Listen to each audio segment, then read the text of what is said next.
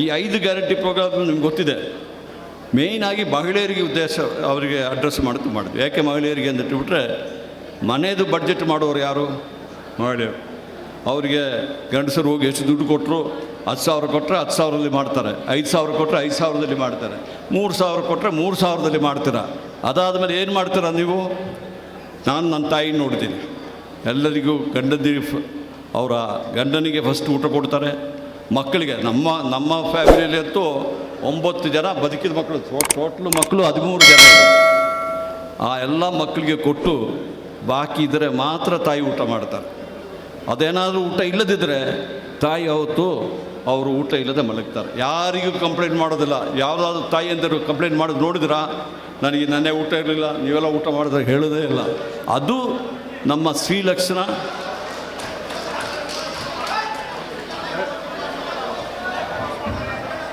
ನಾನು ಆಯಿತು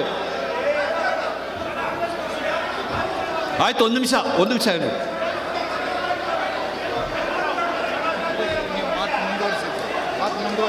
ಈಗ ಒಂದು ನಿಮಿಷ ಹೇಳ್ತೀನಿ.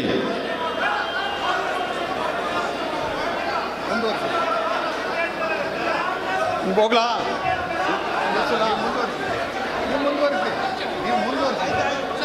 ನೋಡಿ, ದಯವಿಟ್ಟು ಇದನ್ನು ರಾಜಕೀಯವಾಗಿ ಮಾಡಲಿಕ್ಕೆ ಹೋಗ್ಬೇಡಿ. ದಯವಿಟ್ಟು ನಾನು ಕೈ ಮುಗಿದು ಹೇಳ್ತೀನಿ, ದಯವಿಟ್ಟು ರಾಜಕೀಯ ಮಾಡಲಿಕ್ಕೆ ಹೋಗ್ಬೇಡಿ. ನೀವು ರಾಜಕೀಯ ಮಾಡಿದ್ರೆ ನನಗೂ ರಾಜಕೀಯ ಭಾಷಣ ಬರ್ತದೆ. ನೋಡಿ, ನನಗೂ ರಾಜಕೀಯ ನಾನು ಜನರ ಪರವಾಗಿ ಮಾತಾಡ್ತಾ ಇದ್ದೀನಿ, ನೀವು ಆ ಥರ ಮಾಡಬೇಡಿ. ನಾನು ನೋಡಿ, ನನಗೆ ದಯವಿಟ್ಟು ನೀವು ಎಲ್ಲರಿಗೂ ಹೇಳ್ಬಿಡಿ.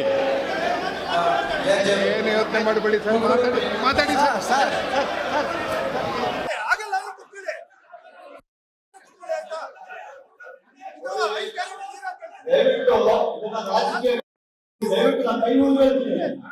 ದಯವಿಟ್ಟು ರಾಜಕೀಯ ಮಾಡಲಿಕ್ಕೆ ಹೋಗ್ಬೇಡಿ.